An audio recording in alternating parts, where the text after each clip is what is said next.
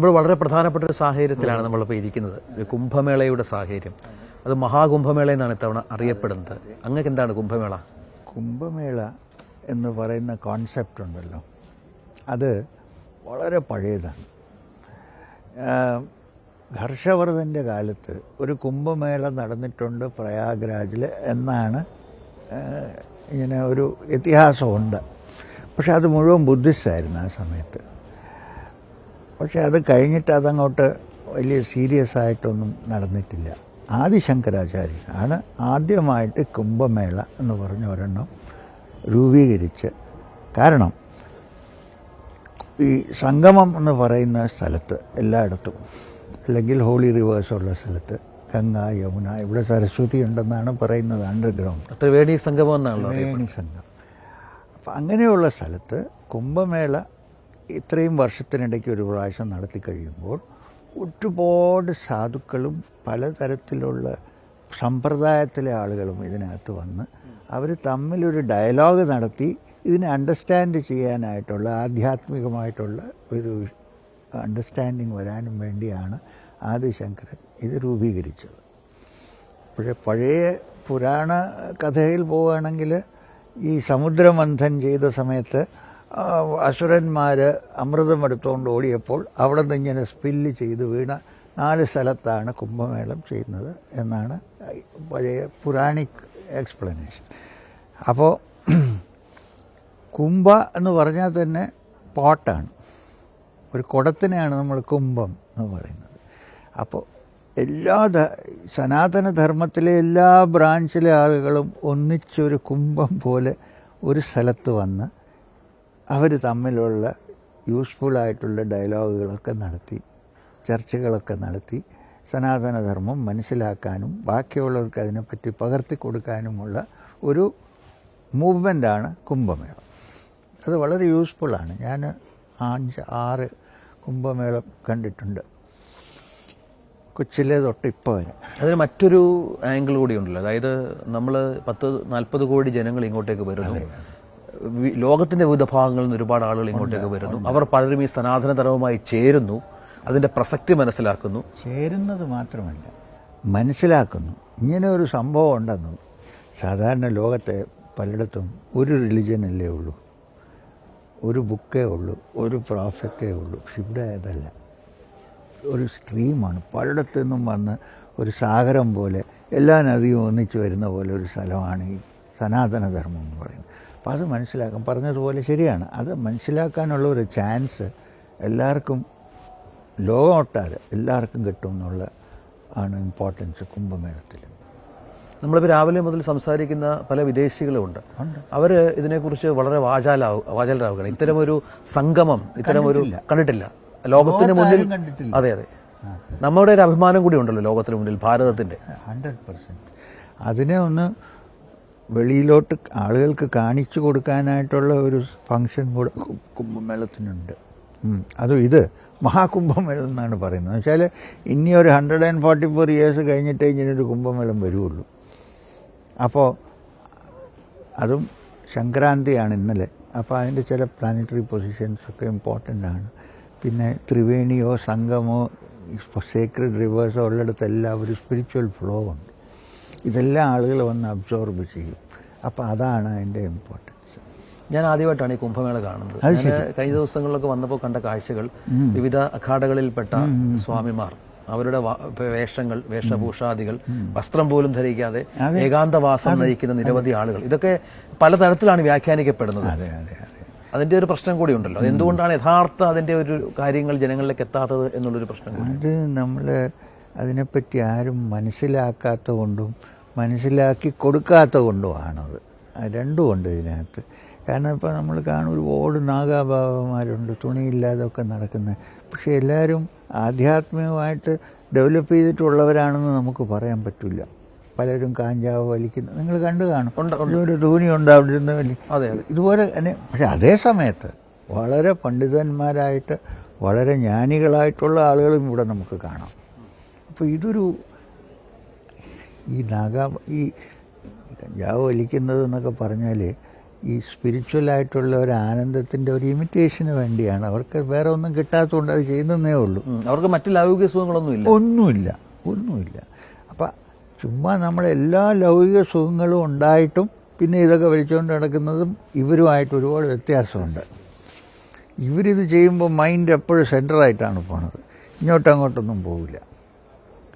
നമ്മൾ ചെറുപ്പക്കാർ കേരളത്തിൽ ഇപ്പോൾ ഭയങ്കര ഡ്രഗ്സാണ്. അപ്പോൾ അതും ഇതുമായിട്ട് കമ്പയർ ചെയ്യരുത്. അല്ല, ഇവരെ കുറ്റപ്പെടുത്തുന്നതും ഏറ്റവും കൂടുതൽ ഈ ഇതെല്ലാം ഉപയോഗിക്കുന്ന ആളുകളാണ്.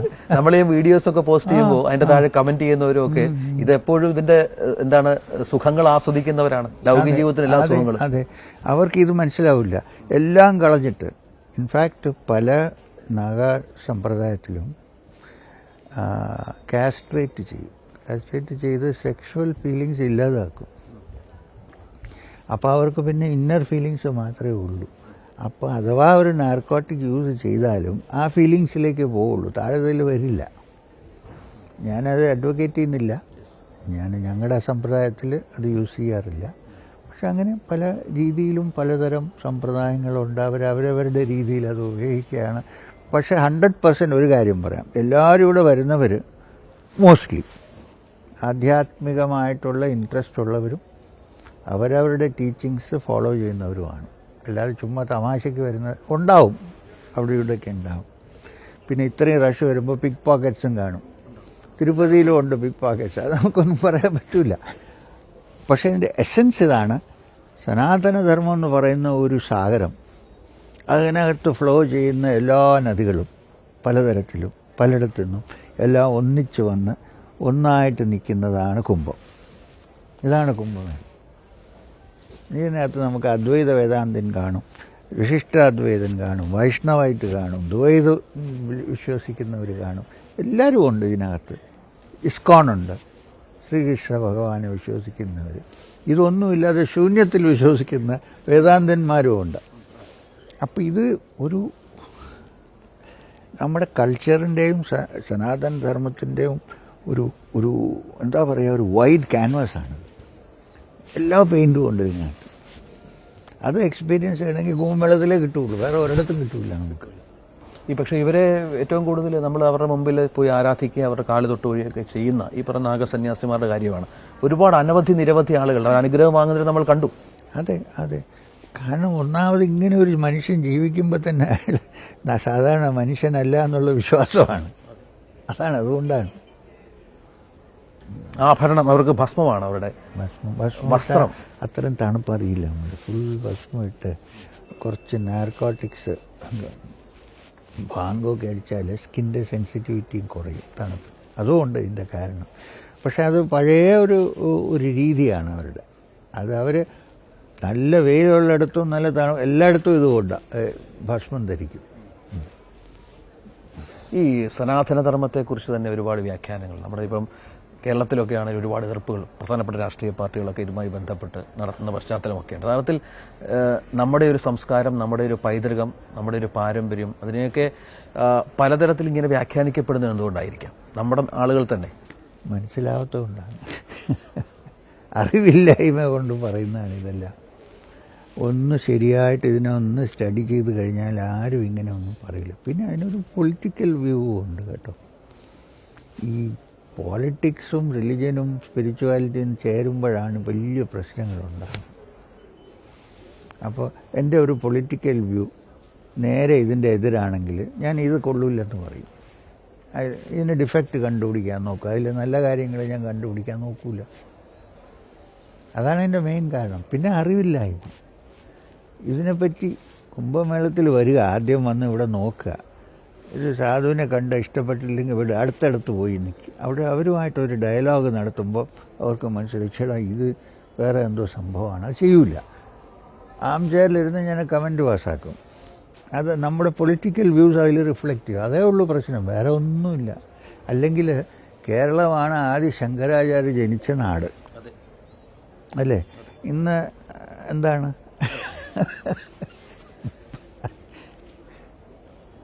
വളരെ പ്രധാനപ്പെട്ട അങ്ങ് ചോദിച്ച ചോദ്യം വളരെ പ്രധാനപ്പെട്ട ചോദ്യമാണ്. കേരളത്തിൽ നിന്ന് വരുന്നതുകൊണ്ട് എനിക്കറിയാം ഇന്നെന്താണ്. അപ്പോൾ ഇത് നമ്മൾ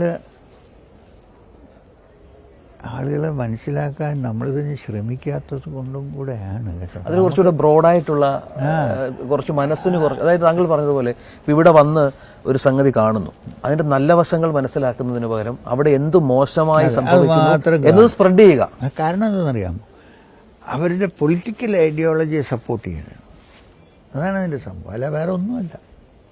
അല്ല, ഇങ്ങനെ ഇത്രയും മില്യൺസ് ആളുകൾ വരുമ്പോൾ ചില ഡിഫക്ട്സ് ഒക്കെ ഉണ്ടാകും, ഇല്ലെന്ന് നമുക്ക് ഡിവൈൻ ചെയ്യാൻ പറ്റൂല. പക്ഷെ അത് മാത്രമേ കാണുള്ളൂ എങ്കിൽ പിന്നെ അതിൻ്റെ നല്ല സൈഡ് എങ്ങനെ കാണും മനുഷ്യൻ? Politics should not interfere in religion. ഈ രാഷ്ട്രീയം പലപ്പോഴും നമ്മുടെ സംസ്ഥാനത്തായാലും രാഷ്ട്രീയം പലപ്പോഴും ഇടപെടുന്നത്. ഞാൻ പണ്ടൊരു റിസർച്ച് ജേണലിൽ പോളിറ്റിക്സ് ഓഫ് റിലിജൻ ആയിരുന്നു സബ്ജക്റ്റ്, മന്ഥൻ. ഞാൻ ജോയിൻ്റ് പൊളിറ്റിക്സ് ആൻഡ് റിലിജൻ. അപ്പോൾ അതിനകത്ത് എങ്ങനെയാണ് ക്രിസ്ത്യൻ മിഷണറീസ് റിലിജനെ യൂസ് ചെയ്ത് പോളിറ്റിക്സ് ആക്കി മാറ്റിയതും. പണ്ടത്തെ കാലത്തെ ഹോസ്പിറ്റൽ തുറക്കുക, അത് ചെയ്യുക, ഇത് ചെയ്യുക. അതേപോലെ ഇസ്ലാമിക് റിലിജൻ ആണെങ്കിൽ അത് അതിൽ വിശ്വസിക്കാത്തവരെല്ലാം മോശമാണെന്നാണ് വിശ്വാസം. അപ്പം അങ്ങനെ. പക്ഷേ ഹിന്ദു സനാതന ധർമ്മം എന്ന് പറഞ്ഞാൽ ശരിക്കും അതിൻ്റെ അർത്ഥം സനാതനം ആണെന്ന് വെച്ചാൽ നമ്മുടെ വിശ്വാസം എന്താണെങ്കിലും ഒരു ദൈവം, ഒരു ബ്രഹ്മനേ ഉള്ളൂ. അതിനെ പല വിധത്തിൽ മനസ്സിലാക്കാൻ സാധിക്കും. അതുകൊണ്ട് എല്ലാം അക്സെപ്റ്റ് ചെയ്യണമെന്നുള്ളതാണ്. ആ ഒരു ഫീലിംഗ് വന്നാലേ ഇത് മനസ്സിലാവുള്ളൂ, ഇല്ലെങ്കിൽ ഇത് മനസ്സിലാവില്ല.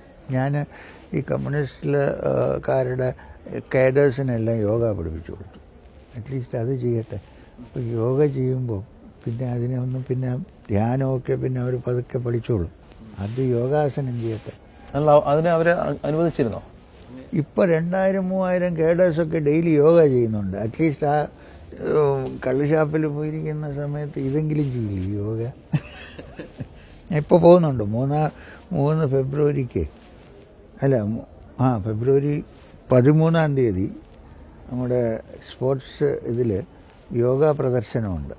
എന്നെ വരാൻ പറഞ്ഞിട്ടുണ്ട്, CMO വരുന്നുണ്ട്. അപ്പോൾ ഇവരിപ്പോൾ ഒരു 10 കൊല്ലമായിട്ട് യോഗ ചെയ്യുക. എൻ്റെ അടുത്ത് ഒരു പ്രോമിനൻ്റ് ആയിട്ടുള്ള ഒരാൾ ചോദിച്ചു, എന്തിനാണ് ഈ ചുവന്ന കൊടികാർക്ക് യോഗ പഠിപ്പിക്കുന്നത്? ഞാൻ പറഞ്ഞ കൊടി നോക്കണ്ട, നമുക്ക് ആ മനുഷ്യരല്ലേ യോഗ പഠിപ്പിച്ചു വിടും. അവരിങ്ങോട്ട് ആവശ്യപ്പെട്ടാണ്. അതെ. അപ്പോൾ ഇതെന്താണ് ഞാൻ പറഞ്ഞത്, എൻ്റെ വിശ്വാസത്തിൽ പതുക്കെ ഇത് പെനിട്രേറ്റ് ചെയ്ത് മനുഷ്യർക്ക് മനസ്സിലാവും. അകത്ത് മനസ്സിലായി ചേഞ്ച് ചെയ്താൽ പൊളിറ്റിക്കൽ സിറ്റുവേഷൻ അതനുസരിച്ച് ചേഞ്ച് ചെയ്തു.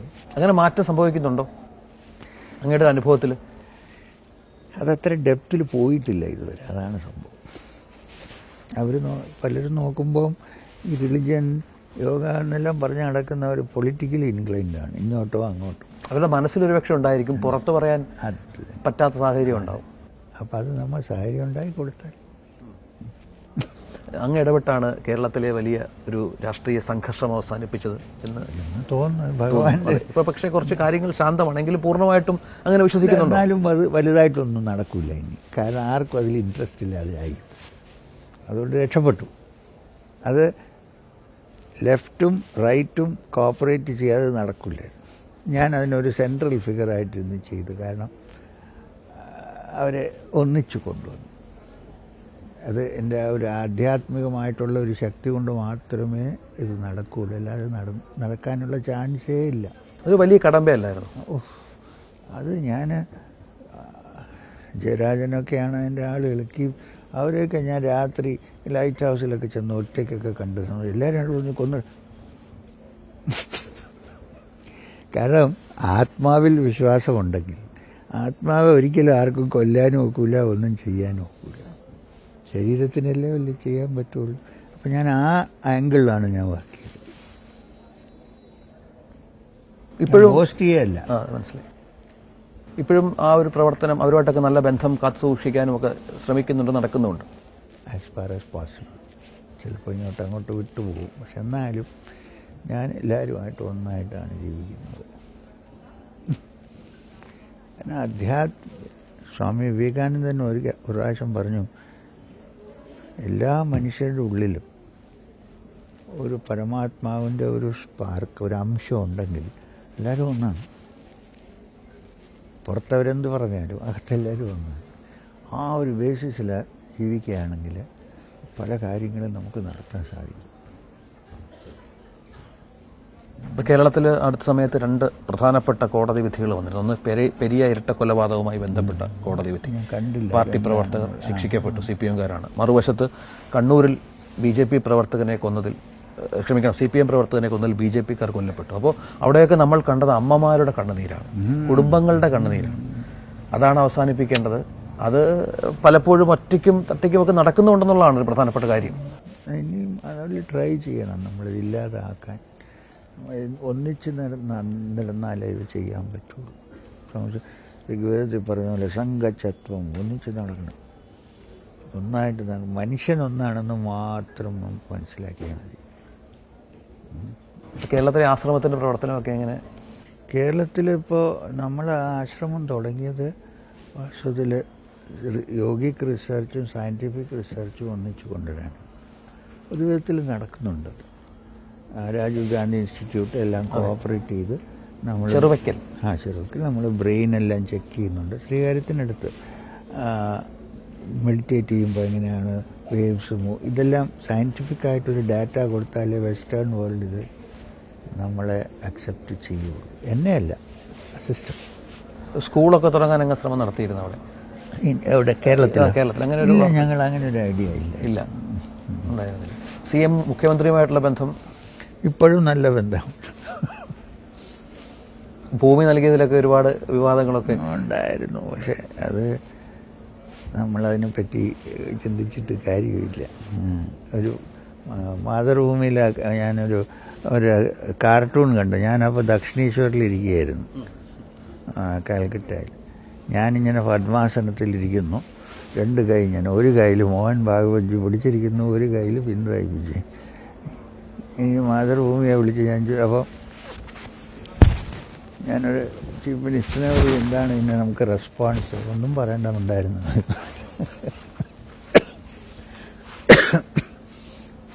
ഈ രാഷ്ട്രീയത്തിൻ്റെ ഒരു വലിയ അതിപ്രസരമുള്ളപ്പോൾ ഇത്തരം വിമർശനങ്ങൾ കേൾക്കണം കേരളത്തെ സംബന്ധിച്ചിടത്തോളം. ഇല്ലാതിരിക്കില്ല. കേരളം വളരെ ഒരു പൊളിറ്റിക്കൽ സ്റ്റേറ്റാണ്. അതാണ് അങ്ങനെയാണോ നമ്മുടെ സംസ്ഥാനത്തെ വിലയിരുത്തുന്നത്? കേരളത്തെ വിലയിരുത്തുന്നത് അങ്ങനെയാണോ? ഇൻ്റലിജൻ്റ് ആയതുകൊണ്ടും എഡ്യൂക്കേറ്റഡ് ആയതുകൊണ്ടും പോളിറ്റിക്സ് ഓട്ടോമാറ്റിക്കായിട്ട് എൻട്രി ചെയ്യും. രാവിലെ ചായക്കടയിൽ പോയി എല്ലാവരും ന്യൂസ് പേപ്പർ വായിക്കുകയല്ലേ, അതല്ലേ ഇൻട്രസ്റ്റ്. ഇപ്പോൾ ന്യൂസ് പേപ്പറല്ല, സെൽഫോണിൽ യൂട്യൂബ് നോക്ക്. അപ്പോൾ പൊളിറ്റിക്കലായിട്ടുള്ള അവയർനെസ് കേരളത്തിൽ എനിക്ക് തോന്നുന്നു എല്ലാ സ്റ്റേറ്റിനെ കാട്ടും കൂടുതലാണ്. അപ്പോൾ പൊളിറ്റിക്കലി മാനിപ്പുലേറ്റ് ചെയ്യാൻ കഴിയും. അതിന് ഗുണമുണ്ട് ദോഷമുണ്ട്. രണ്ടും ഉണ്ട്. പൊളിറ്റിക്സിന്റെ അതിപ്രസരം നമ്മുടെ ഈ പറഞ്ഞ പോലെ പൊതുവെയുള്ള കാര്യങ്ങളെയൊക്കെ ബാധിച്ചിട്ടുണ്ട് എന്നുള്ള അഭിപ്രായമുണ്ട്. ഓഫ് കോഴ്സ്, അത് 2 സൈഡും. ഒരു സൈഡ് എന്ന് പറയാൻ ഒക്കില്ല നമുക്ക്. അങ്ങേക്ക് കൃത്യമായ രാഷ്ട്രീയമുള്ള ആളാണോ? എനിക്കങ്ങനെ ഒരു രാഷ്ട്രീയവും ഇല്ല. മനുഷ്യനാണ് ഏറ്റവും ഇമ്പോർട്ടൻ്റ് എന്ന് ആരാണോ ആ സമയത്ത് നോക്കുന്നത് അവരെ ഞാൻ ഇഷ്ടപ്പെടും. അതാണ്. ഇപ്പോൾ UP-യിലെ ഇപ്പോൾ കുംഭമേള എന്ന് പറയുന്ന മഹാമേള നടക്കുന്നു. അതിൻ്റെ പ്രവർത്തനം ഇതുവരെ യാതൊരു പരാതിയുമില്ലാതെ മുന്നോട്ട് പോകുന്നു. അതിൻ്റെ ക്രെഡിറ്റ് ആർക്കായിരിക്കും കൊടുക്കുക? ഇതിൻ്റെ ക്രെഡിറ്റ് അഡ്മിനിസ്ട്രേഷനുമാണ് കൊടുക്കുക. ഞാനിപ്പോൾ അഡ്മിനിസ്ട്രേഷൻ ഒരുപാട് ആളുകൾ എന്നെ കാണാൻ വരും. അവർ 24 hours ഹാർഡ് വർക്ക് ചെയ്യുന്നതുകൊണ്ടാണ് നടക്കുന്നത്. പിന്നെ ഇത് പറയുകയാണെങ്കിൽ ഇപ്പോൾ ഇവിടെ ഉള്ള ഈ UP എന്ന് പറയുന്ന ഒരു പ്രത്യേക ഒരു തരം സ്റ്റേറ്റാണ്. അവിടെ സാധാരണ ഒരു മനുഷ്യനെ ഫങ്ഷൻ ചെയ്യാൻ പറ്റില്ല. ഇപ്പോൾ ഇരിക്കുന്ന ചീഫ് മിനിസ്റ്റർ അതേപോലെ ചിന്തിക്കുന്ന ആളാണ്. അങ്ങേർക്കേ പറ്റുള്ളൂ ഈ ഫങ്ഷൻ ചെയ്യാൻ. മനസ്സിലായോ? അപ്പോൾ അദ്ദേഹത്തിൻ്റെ ഇടയിലുള്ള അഡ്മിനിസ്ട്രേഷൻ എല്ലാ റെസ്പോൺസിബിൾ എടുത്ത് ചെയ്തില്ലെങ്കിൽ കുഴപ്പമാവും. അതുകൊണ്ട് എല്ലാവരും വളരെ കെയർഫുള്ളായിട്ട് ചെയ്യുന്നുണ്ട്. നമ്മുടെ സംസ്ഥാനത്ത് ഇങ്ങനെ ഒരു മേള നടത്താനായിട്ട് പറ്റുമോ? പറ്റില്ല. എന്തുകൊണ്ടായിരിക്കും? ഇപ്പോൾ പറ്റില്ല. അത് ഒരു കാലത്ത് നടക്കുമായിരിക്കും, പക്ഷെ ഇപ്പോൾ അത് പറ്റില്ല. കാരണം പൊളിറ്റിക്കൽ ഇൻവോൾവ്മെൻറ്റ് വരും അതിനകത്ത്. പിന്നെ പല പ്രശ്നങ്ങളും ഉണ്ടാവും.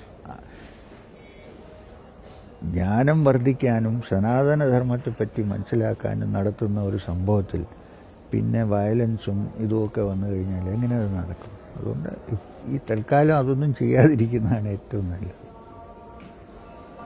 ഈ ഒരു ഭരണാധികാരി എപ്പോഴും നല്ല എന്താണ് ഒരു ഭരണാധികാരിക്ക് വേണ്ട അടിസ്ഥാന മൂല്യങ്ങൾ എന്തൊക്കെയാണ് എന്നാണ് താങ്കൾ മനസ്സിലാക്കുന്നത്?